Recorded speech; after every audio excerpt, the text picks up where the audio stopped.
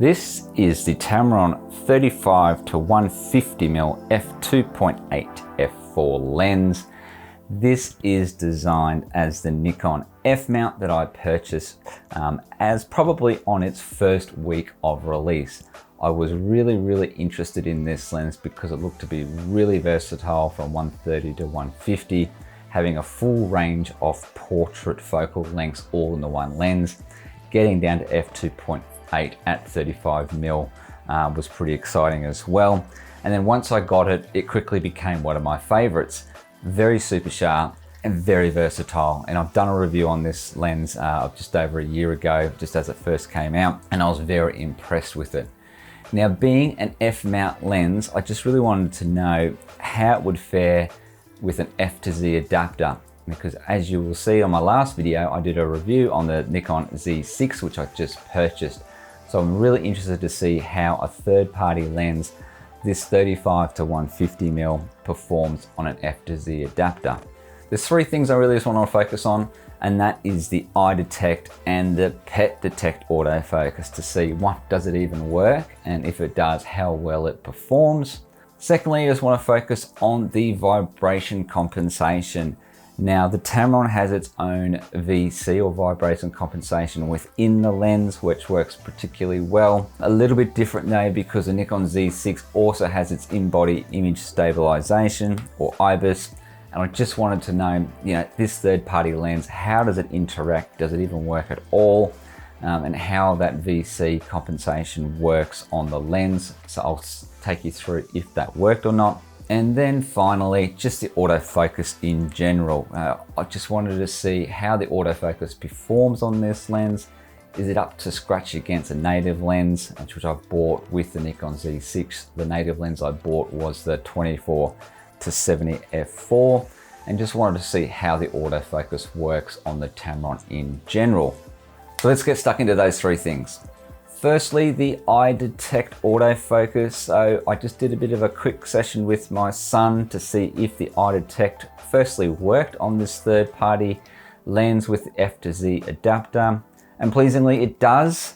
I took a series of about 24 photos here, and I'm pleased to say that every single one of those photos actually was quite in focus, or it was indeed all in focus. They were all absolutely spot on in sharp.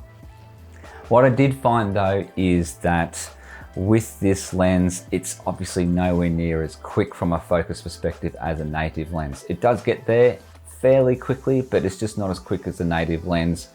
I also found that it does tend to lose the eye a bit quicker than a native lens, and especially if the subject is a bit further away from you, it does struggle a little bit finding the eye. So it will lose the eye and the face a little bit quicker than a native lens, but pleasingly it works. Next, let's look at the pet detect autofocus. So this is my dog TJ here, and I just wanted to see if the pet detect eye autofocus works, and again, pleasingly it does. Again, I took about 24 photos here. Look, it was a lot more temperamental using the pet detect autofocus versus the eye detect on humans. And look, probably about just over half of the photos that I took of TJ, my little chihuahua here, came out in focus. So I was actually a little bit disappointed because TJ really didn't move around a lot and it did struggle a little bit. So the pet detect works, but probably not that well. And I don't really know if that's the Nikon firmware yet, or the communication between this third-party Tamron lens and the camera that sort of held it back a little bit. But it works, probably not great though. Now, the vibration compensation. Now this is really quite interesting because originally when I first put it on, the screen on the back of the Nikon Z6, the little I button that comes a menu on the touch screen, the vibration compensation little button there is grayed out, and I thought that the vibration reduction wouldn't work. Upon further investigation, you just have to control the vibration compensation through the lens itself and not the camera. So if you switch the VC on and off with the camera, you can see that it does actually work. And so that's really pleasing to see. And a few tests showed that indeed it does work. So it's good to see the VC does work with the Tamron 35 to 150 f mount with an F to Z adapter on the Z mount lens.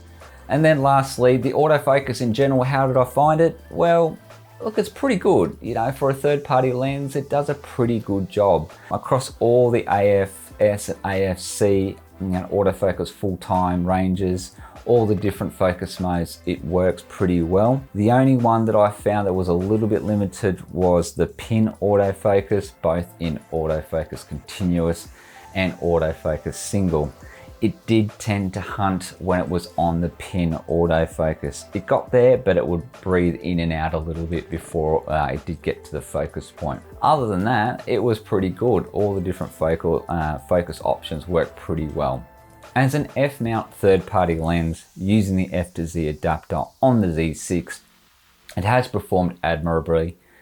Is it good as a native lens? I would say not, but if you've got this lens already and you're wondering if you're getting a Z6 or a Z7, that or the Z7 IIs, it'll work well with it, and I'm glad it does because this is one of my favorite lenses. So that's the summary. Don't forget to like and subscribe. I'd very much appreciate it, and thank you all for watching again. I'll catch up with you soon. Bye.